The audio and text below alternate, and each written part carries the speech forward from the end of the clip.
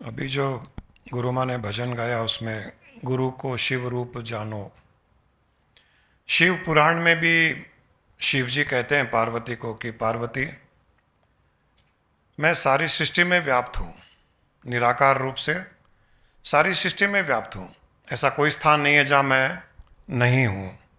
कण कण में भी हूँ, जहाँ कुछ है वहाँ भी हूँ, जहाँ कुछ नहीं है वहाँ भी हूँ। लेकिन मैं जब किसी का कल्याण करना चाहता हूँ तो मैं निराकार रूप से कैसे करूं, और आकार धारण मैं कर नहीं सकता, क्योंकि मैं सृष्टि में व्याप्त रहना चाहता हूं और मैं व्याप्त रहूंगा।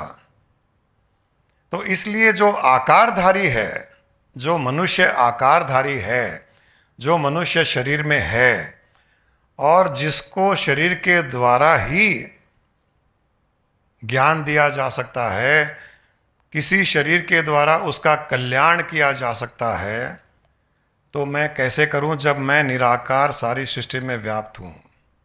तब पार्वती ने पूछा कि फिर कैसे करते हैं आप कल्याण किसी का। बोले, मैं फिर एक गुरु को चुनता हूं और उस गुरु के द्वारा मैं शिष्यों का कल्याण करता हूं। ये शिव पुराण में भी भगवान शिव ने कहा है। तो कोई भी जो गुरु हैं, जो गुरु हुए हैं, जो उस भाव में है, केवल गुरु नाम से गुरु नहीं, बट उस स्थिति को प्राप्त कर चुके हैं, जो सारी सृष्टि में उस शिव स्वरूप के साथ में अपना योग बना चुके हैं, जो हर पल हर स्थान में उस ईश्वरीय तत्व को देखते हैं, वो वाले नहीं जो जो भगवान को और कहीं हम यहाँ, हम भक्त, वो भगवान हमारे में बहुत दूरी है, उस प्रकार के गुरु नहीं। वो गुरु जो हर पल हर स्थान में हर वस्तु में ईश्वर के दर्शन करता है और ईश्वर के दर्शन कराता भी है। उस गुरु के सानिध्य में जाएंगे, उस गुरु के समर्पित होंगे तो हमारा कल्याण निश्चित है। वरना पूजा पाठ कराने वाले तो बहुत हैं, यज्ञ हवन कराने वाले बहुत हैं, भगवान का नाम ले लो, कृष्ण कृष्ण कर लो, राधे राधे कर लो। कहाँ मिलेंगे वो कृष्ण, वो राधे राधे कहाँ मिलेंगे, वो राम कहाँ मिलेंगे, किसी को पता नहीं है। तो केवल एक काल्पनिक है, एक कल्पना है, एक इमेजिनेशन है। वो खुद इमेजिनेशन की दुनिया में रहते हैं और हमें भी इमेजिनेशन करवाते हैं। लेकिन उस गुरु के सानिध्य में जाइए। हम जब स्वामी जी के पास में गए तो हमको पता चला कि गुरु होता क्या है।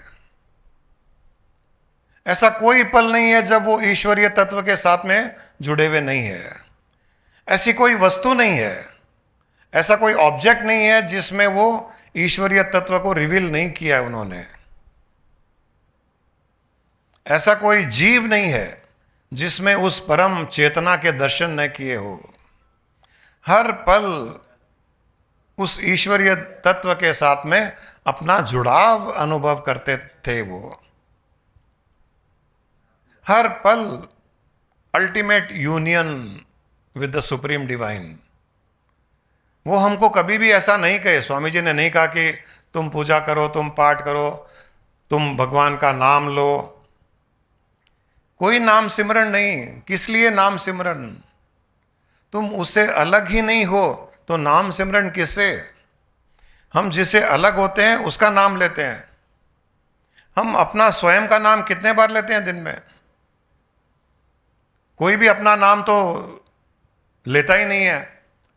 कोई अपना नाम, खुद का नाम तो जाप करता ही नहीं है। क्यों नहीं करता है? हम खुद का नाम का जाप क्यों नहीं करते हैं? हमारे नाम की चैंटिंग क्यों नहीं करते हम? क्योंकि वो तो हैं हम।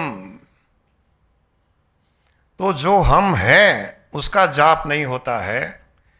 वो गुरु जो सारी सृष्टि में अपने आप को उस ईश्वरीय तत्व के साथ में योग कर दिया है, वो स्वयं वो बन गया है। वो आपको इन बंधनों में नहीं डालेगा। वो आपके भीतर उस ईश्वरीय तत्व को ही प्रकट कर देगा और बाहर भी उस ईश्वरीय तत्व के दर्शन करा देगा, हर जीव में, हर वस्तु में। ये ही है शिव का कल्याण करने का तरीका कि मुझे प्रकट कर दो सब जगह। केवल मैं कोई कैलाश में, कहीं मानसरोवर में, कहीं पहाड़ में, कहीं गुफा में, कहीं शमशान घाट में नहीं हूं। क्या मुझे एयर कंडीशन हॉल अच्छा नहीं लगता? क्या मुझे तुम्हारी गाड़ियां अच्छी नहीं लगती? क्या मुझे तुम्हारा फोन कंप्यूटर अच्छा नहीं लगता? क्या तुम्हारे घर का सोफा मुझे अच्छा नहीं लगता? क्या मुझे शॉपिंग पसंद नहीं है? मुझे मतलब मैं नहीं, शिव जी कह रहे हैं, ये सब शिव जी कह रहे हैं। ये सब मुझे भी अच्छे लगते हैं, इसीलिए मैं इन स्थान में भी हूं। मैं मंदिर में हूं तो मैं शॉपिंग मॉल में भी हूं, मैं तीर्थ में हूं, ऋषिकेश में हूं तो हैदराबाद में भी हूं, यहां मूसी नदी में भी हूं, आवर पैलेस में भी हूं, टैंक बंड में भी हूं। तुमको केवल मुझे देखने की दृष्टि चाहिए, मैं सब जगह हूं। I am everywhere. अपनी दृष्टि में मुझे बसा लो, फिर मैं सब जगह तुमको दर्शन दूंगा। ऐसा कोई स्थान नहीं होगा जहां मैं नहीं होगा, ऐसी कोई वस्तु नहीं होगी जहां मैं नहीं दिखूंगा तुमको। ये है मैजिक, जो एक मुक्त गुरु ये मैजिक करता है, जो एनलाइटेंड गुरु है वो ये मैजिक करता है। जो बंधे हुए गुरु ये मैजिक नहीं कर सकते हैं। दुनिया में सबसे बड़ा मैजिशियन गुरु ही है, एनलाइटेंड गुरु। जो गुरु माँ ने कहा अभी कि वो एक जादूगर है, मैजिशियन है, वो है और होना चाहिए उसे। जहां बैठो हो वहीं पे ईश्वर के दर्शन करा दे। जिस मुहूर्त में, जिस पल में, जिस टाइम में आप जहां भी हो उसके पास हो और वहीं आपको उसके दर्शन करा दे, वो गुरु है। कि तुम यहां जाओ, वहां जाओ, केदारनाथ जाओ, तीर्थ जाओ, तिरुपति जाओ, वहां भगवान के दर्शन होंगे, वहां जाइए, दिक्कत कुछ नहीं है। लेकिन यहां के भगवान को छोड़ करके वहां के भगवान के पास मत जाइए, फिर भगवान नाराज हो जाएगा। जो अलग अलग रूप में उसको देखता है, जो अलग अलग पेंटिंग में देखता है, पेंटिंग मतलब ये वाली संसार की पेंटिंग है, हमारे ऊपर पेंटिंग की गई है। अभी कुछ दिनों के पहले एक हमारे दिल्ली के फॉलोअर रॉकी ने शेयर किया था कि अपने जैसे फ्लाईओवर है हैदराबाद में, कई फ्लाईओवर है और फ्लाईओवर के नीचे पिलर्स हैं, हर पिलर पे पेंटिंग की गई है, अलग अलग अलग, किसी पे जानवर की पेंटिंग, किसी पे कोई स्पोर्ट्स पर्सन की पेंटिंग, किसी पर और किसी की पेंटिंग। तो उसने अच्छा शेयर किया कि हर पिलर पर पेंटिंग अलग अलग है, लेकिन हमको पता है कि पेंटिंग के पीछे पिलर वही है। वैसे ही हम सब भगवान की पेंटिंग है, अलग अलग प्रकार की पेंटिंग की है, पीछे तो वही खंबा है, डिवाइन का खंबा, डिवाइन लाइट का खंबा, ज्योति का खंबा, सब में वो एक ही खंबा है, दूसरा पिलर है ही नहीं। ये है ईश्वर के दर्शन करना। हम लोग पेंटिंग पर ही रुक जाते हैं, हम पेंटिंग से इन्फ्लुएंस हो जाते हैं, ये इंसान ऐसा है, ये इंसान ऐसा है। अरे वो पेंटिंग है, उसके पीछे के खंबे को देखो।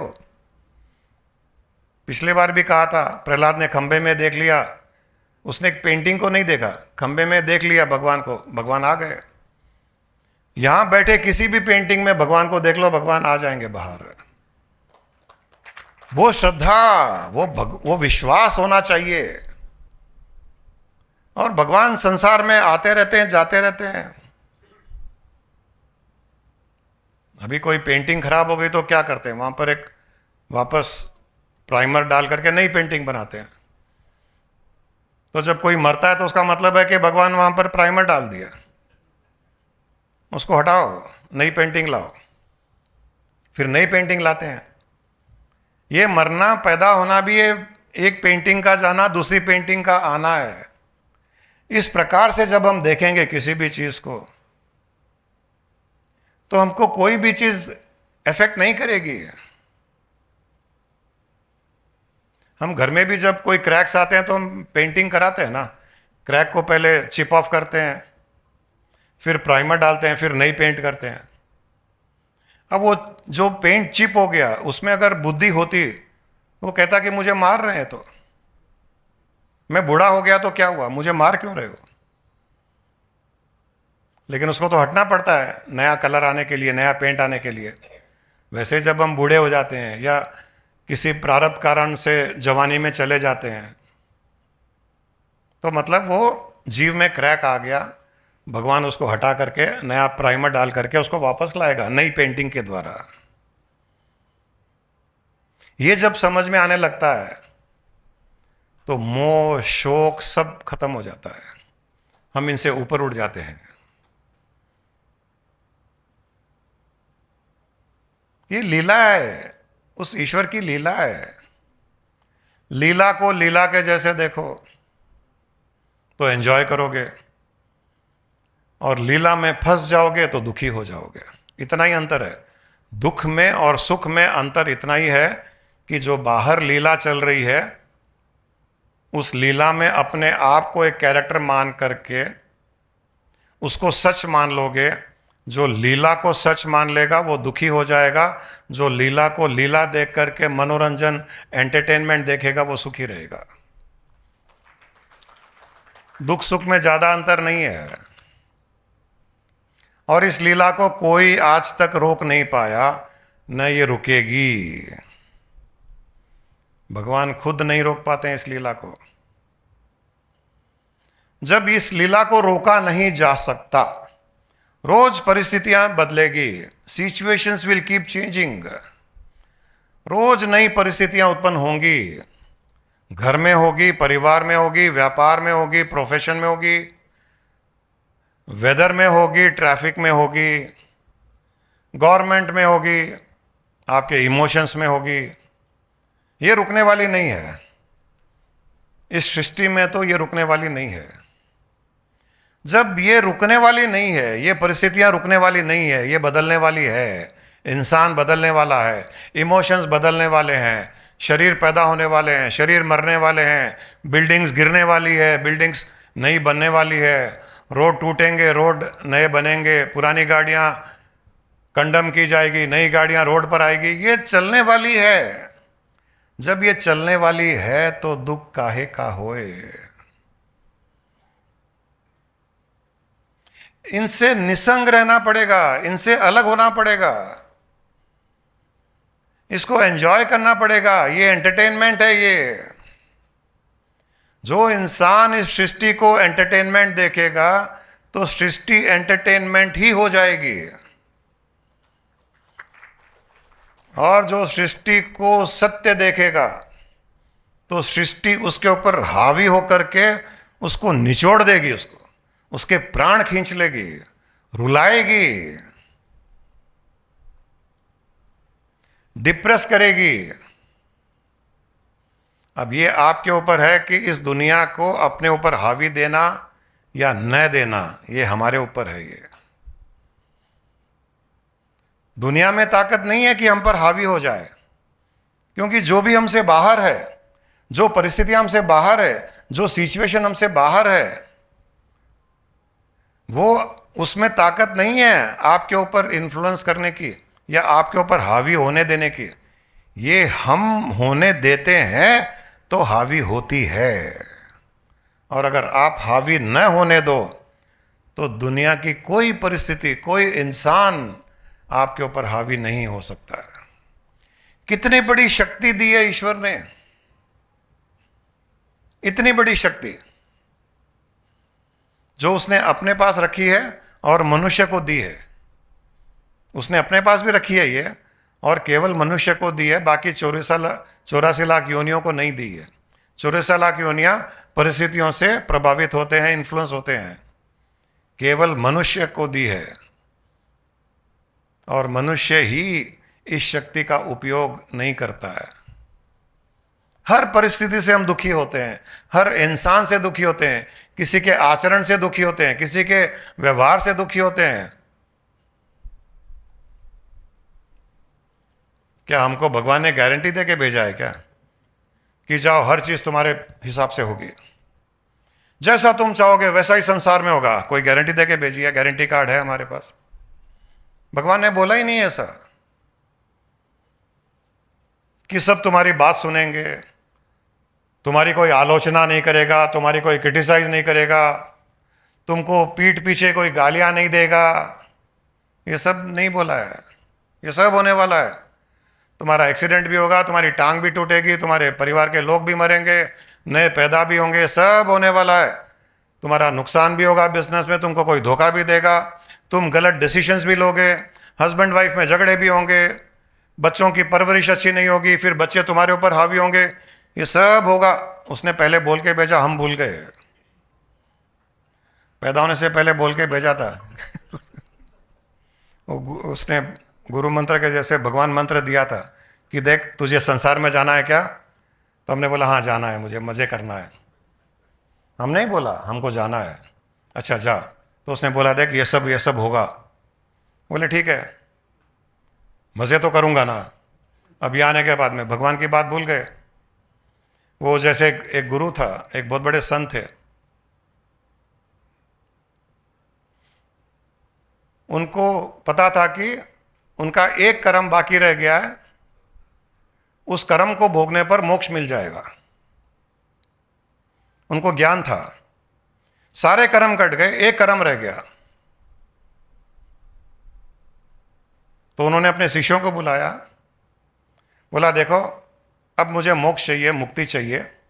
ये संसार में आना जाना, संत बनना, आध्यात्मिक साधना करना, ध्यान करना, पूजा पाठ करना, ये शिष्यों के पाप कर्म को अपने ऊपर लेना, जो गुरु माँ ने अभी बोला, कब तक चलेगा? ये बहुत हो गया, इनफ इज इनफ। तो बोले अब मुझे छुटकारा चाहिए, अब मैं ये शरीर छोड़ रहा हूँ और मेरा एक कर्म बाकी रह गया है जो सूअर की योनि में जाने से पूरा हो जाएगा। तो मैं ये शरीर अब छोड़ने वाला हूं और पास में एक सूअर है जो 8-10 बच्चों को पैदा करेगी। उसमें से एक सूअर का बच्चा सफ़ेद रंग का, उसके ऊपर कुछ लाइनें होगी, वो मैं होऊंगा। उनको पता था, ज्ञानी थे। तो जैसे ही मैं पैदा हो जाऊं तुम लोग जाकर के उस सूअर के बच्चे को मार देना जिसमें मैं होऊंगा, तो मेरा वो कर्म भी कट जाएगा और मैं मुक्त हो जाऊंगा। अब enough is enough, I don't want to come back. और तुम लोगों से कब तक सिर फोड़ूंगा अपना? ये मेरी दिल की बात है। उन्होंने नहीं कहा, क्योंकि तुम लोग मुक्त होते नहीं और मैं पीछे पड़ा हुआ हूँ, मुक्त हो जाओ, मुक्त हो जाओ, अपने ब्रह्म भाव को जानो, अपने आत्मा को जानो, चेतना को जानो। नहीं नहीं, हम सुनते हैं लेकिन जानेंगे नहीं। हम तो ऐसे ही रोएंगे संसार में। हम आपको रोज आके कंप्लेंट करेंगे, अरे हम इतने सालों से बोल रहे हैं संसार में ऐसे ही चलेगा, संसार में सुख नहीं रहेगा, सुख तुम्हारे अंदर है, तुम संसार में सुख बाहर ढूंढ रहे हो, बाहर ढूंढोगे तो मिलेगा नहीं, अंदर तुम ढूंढना नहीं चाहते। तो हम कब तक सिर फोड़ेंगे तुम लोगों के साथ?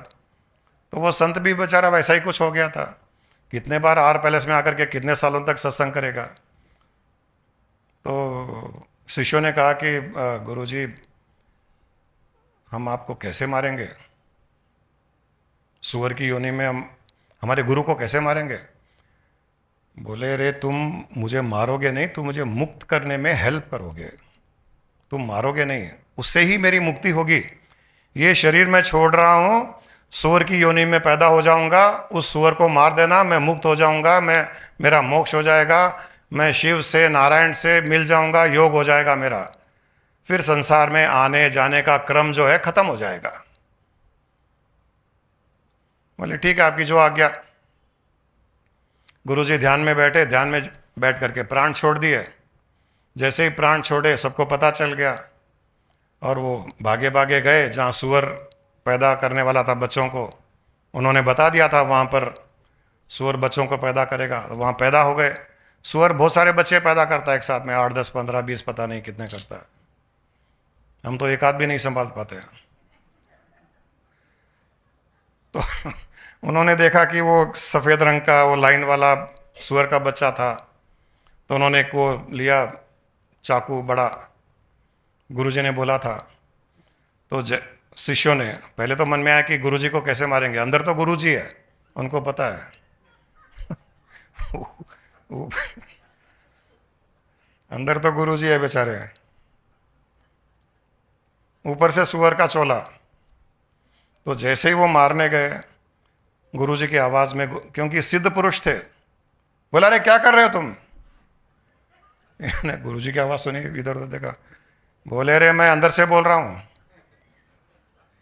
अंदर से मतलब वो सुअर के अंदर से वो अपनी आवाज में बोल पाए, सिद्ध पुरुष थे। बोले क्या कर रहे हो। बोले गुरु जी आप, प्रणाम। बोले क्या कर रहे हो। बोले आप ही ने तो बोला था कि सुअर के बच्चे में पैदा होते मार देना। बोले नहीं रे, अब अच्छा लग रहा है सुअर के सुअर, सुअर के शरीर में अच्छा लग रहा है, अभी अभी जीने की इच्छा हो गई है, मत मारो मुझे।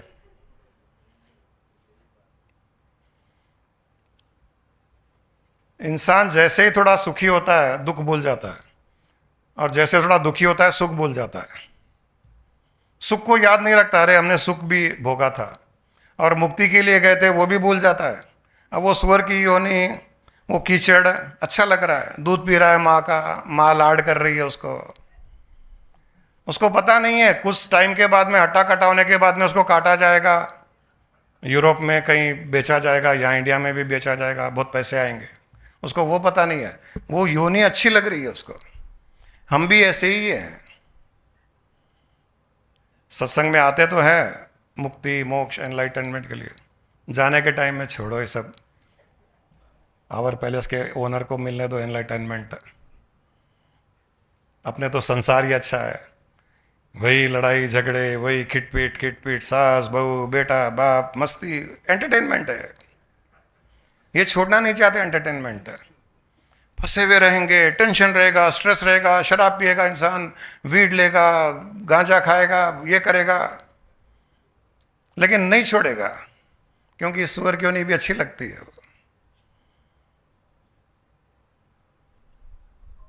ये संसार का नियम है ये।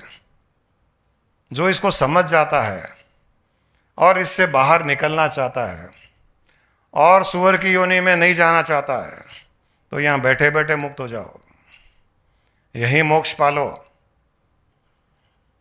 मोक्ष क्या है। मोक्ष यही है कि ये शरीर मैं नहीं हूं, ये जो मरने वाला है मैं नहीं हूं, जो मर गए वो भी वो नहीं थे, इस शरीर के भीतर चेतना जो है वो मैं हूं,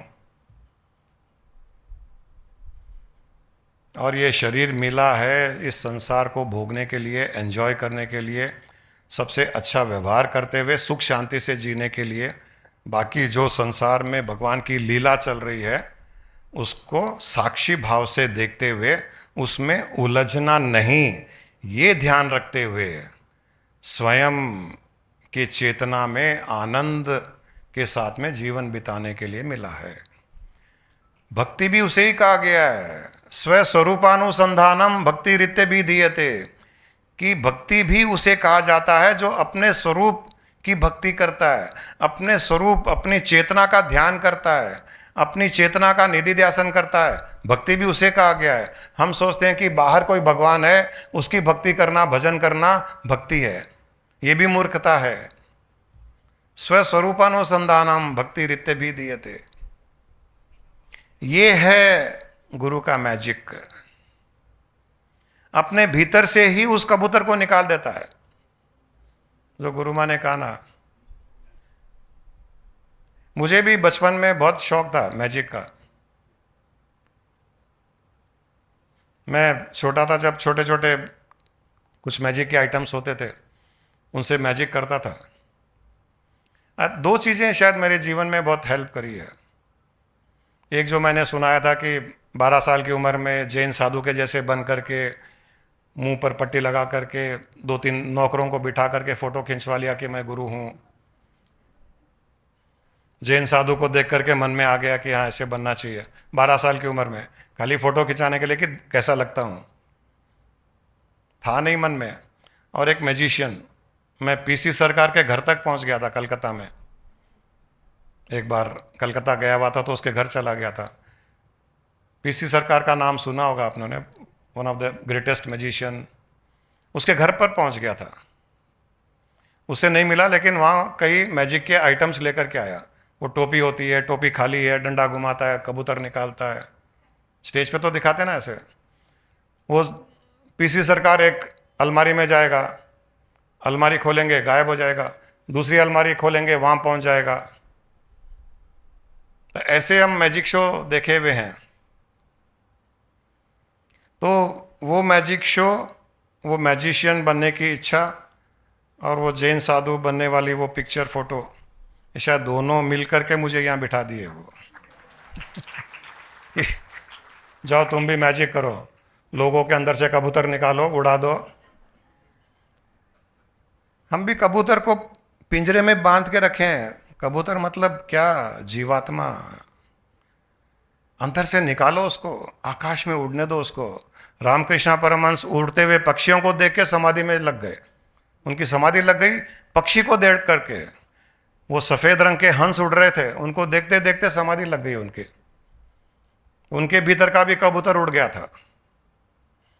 तो ये दो चीजें मुझे अब लगता है कि शायद वो स्पिरिचुअलिटी में ले आया और गुरु बना दिया कि तुम भी मैजिक करो। अब ये बड़ा मैजिक है, ये हर एक के भीतर से आत्मा को प्रकट करना, हर एक के भीतर से चेतना को प्रकट करना, हर किसी को हर चीज में ईश्वर के दर्शन कराना। जहां कुछ नहीं है वहां भी ईश्वर को प्रकट कर देना, जहां कुछ है वहां भी ईश्वर को प्रकट कर देना। ये तो मैजिशियन का ही काम है। तो हम भी मैजिशियन बन गए।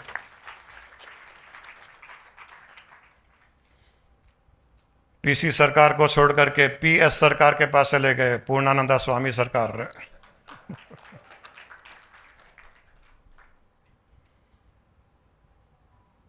ये रियल लाइफ का मैजिक है। ये चमत्कार नहीं है कुछ। वो हैट में कबूतर रहता है, हमको दिखाई नहीं देता है। ये मैंने किया हुआ है तो मुझे पता है। हैट में एक पोर्शन रहता है, उसमें कबूतर छुपा हुआ रहता है। ये हैट दिखाएगा, डंडा घुमाएगा, कुछ नहीं है, हाथ डालेगा उसको निकाल देगा। तो वैसे ही गुरु को अगर अपने हैट के अंदर हाथ डालने दो, उसमें से आत्मा को निकाल के प्रकट कर देगा गुरु। डालने तो दो, उसका डंडा घुमाने दो हमारे अंदर। इसी को बोलते हैं समर्पण। जो इंसान पूर्ण समर्पित हो गया तो वो गुरु उसको भी अलमारी में डाल देगा, डाल करके ढंग दरवाजा खोलेगा, गायब। दूसरी अलमारी में निकलेगा, मतलब यहां संसार से निकल करके ब्रह्मलोक में खड़ा कर देगा, वहां प्रकट हो जाओ। ये केवल बोलने की बातें नहीं है, ये सच है, ये हमारे साथ हुआ है, हमने देखा है ना। स्वामी जी ने हमको ऐसा मुक्त किया, संसार से निकाल के ब्रह्मलोक में डाल दिया। बाद में पता चला संसार ही ब्रह्मलोक है। वो तो हमारा ध्यान नहीं किया, हमको समझ में नहीं आया था। अब ब्रह्मलोक ही दिखाई देता है, और कहीं नहीं है ब्रह्मलोक, यही है। जब ब्रह्म के दर्शन हो जाते हैं तो ये संसार ही ब्रह्मलोक हो जाता है। ओत प्रोत इदम खलमिदम इति ब्रह्म। ये दृष्टि को बाहर निकलने दीजिए, इस दृष्टि को बाहर निकलने दीजिए, इस भावना को बाहर निकलने दीजिए। अपने भीतर इसको कंटेन मत करो। हर पल जीना है उस ब्रह्म भाव में, हर पल उस ब्रह्म के समुद्र में नहाना है, डुबकी लगाना है। हर स्थान में उसी के दर्शन करना है, हर जीव में उसके दर्शन करना है, हर वस्तु में उसके दर्शन करना है। ये संभव होता है जब हम गुरु के पूर्ण समर्पित हो जाते हैं। सरेंडरनेस का ये मैजिक है ये। तो चलिए इस मैजिक को आगे कंटिन्यू करेंगे। पूरा ही मैजिक अभी खोल देंगे तो गुरु पूर्णिमा पे कोई नहीं आएगा, मैं गुरु माँ बैठे भजन करते रहेंगे दोनों। अभी बहुत बाकी है पिक्चर, मैंने तो थोड़ा सा रिवील किया है, अभी बहुत बाकी है। ये तो ट्रेलर भी नहीं था। यार डर लगता है कई बार। आर पैलेस में बहुत बताते तो आश्रम में ठंडन गोपाल कोई नहीं रहता है। आश्रम भी आप लोगों के बिना तो अधूरा रहता है ना। तो जल्दी मिलते हैं। जैसे गुरु माँ ने कहा कि ये एक मौका है, ये पर्व, ये सेलिब्रेशन शिष्य का है, गुरु का नहीं है। वो अपना आभार प्रकट करना चाहता है, ग्रैटिट्यूड ऑफर करना चाहता है, अलग अलग तरीके से करना चाहता है। वो एक तरीका है और एक मौका भी है कि दूसरों को इस मार्ग में लाया जाए, उनका भी कल्याण हो। हमारा काम है लाना, उनको रोकना, उनका हलाल करना, वो गुरु का काम है। लाना हमारा काम है। उसके बाद में तो अब जैसा, क्योंकि किसी न किसी ने हमको भी तो लाया ही है। बंसल जी हैं तो केदारनाथ जी लाए, और कई लोग हैं जो कोई ना कोई तो माध्यम बनता ही है ना। अनिल को किसी ने बोला भाई तुम वहां जाओ, जिसने बोला वो नहीं आया, ये चिपक गए। ऐसे ही शिवा का दोस्त कोई शिवा को लेकर के आया, वो भाई साहब कभी भी नहीं आए, वो भाई साहब गायब है। ये भाई साहब चिपक गए, कल्याण हो गया, इनका कबूतर उड़ गया, आकाश में उड़ रहा है, खुश है। ये शरीर संसार में है, वो हंस रूपी कबूतर, आत्म रूपी हंस रूपी कबूतर उड़ रहा है संसार में। ये इनकी स्थिति है। ये तो वो पर्व है जो गुरु का आभार भी प्रकट करते हैं और उनका भी आभार प्रकट करते हैं जो हमको गुरु से मिलाए हैं। तो जैसे हमको किसी ने लाया, हमारा भी दायित्व है कि किसी और को लाएं, उनको भी इस मार्ग पे लगाएं। कोशिश करना हमारा काम है। तो सब लोग कोशिश कीजिए, आप लोग आइए। केवल हम दोनों बैठ के भजन नहीं करना चाहते वहां पर। तो आप सबसे नेक्स्ट वेडनेसडे मिलेंगे। नहीं करना है, छोड़ो। गुरुजी बोल रहे हैं प्रेयर भी वहीं सुनना। हाँ वो भी ठीक है। चलो उससे भी मुक्ति। सुनना चाहता तो सुन सकते हो। तुमको कुछ गाना है ना? हाँ वो सुना दो, डिसिप्लिन का गा दो। हाँ जो भी गाना है गा लो। गुरुजी गुरु माँ के चरणों में प्रणाम, आप सबको भी प्रणाम। खड़े होके गाओ, स्टेज के ऊपर आकर गुरु गाओ। माँ तुम तो मैजिक के बारे में बात कर रहे थे तो बस बैठे बैठे एक पोएम लिखा, वो सुनाऊंगी। If you've seen a guru, you've seen magic. If you've bowed at a guru's feet, you've received magic. If you've listened to a guru in silence, you have heard magic. If you have walked and danced beside a guru, you have lived magic. If you've trusted a guru, you have witnessed magic. If you have surrendered yourself to a guru, you have become magic. Because the greatest magic isn't changing the world, it is changing the one who's looking at it. And only a guru can do that. Because a guru is the greatest magician of all. Thank you, Guruji. ये magic experience करने के लिए आप सभी का स्वागत है गुरु पूर्णिमा पे, जो अगले हफ्ते वेडनेसडे को होगा, 29 जुलाई वेडनेसडे, पूर्णानंदा आश्रम जनवाड़ा में।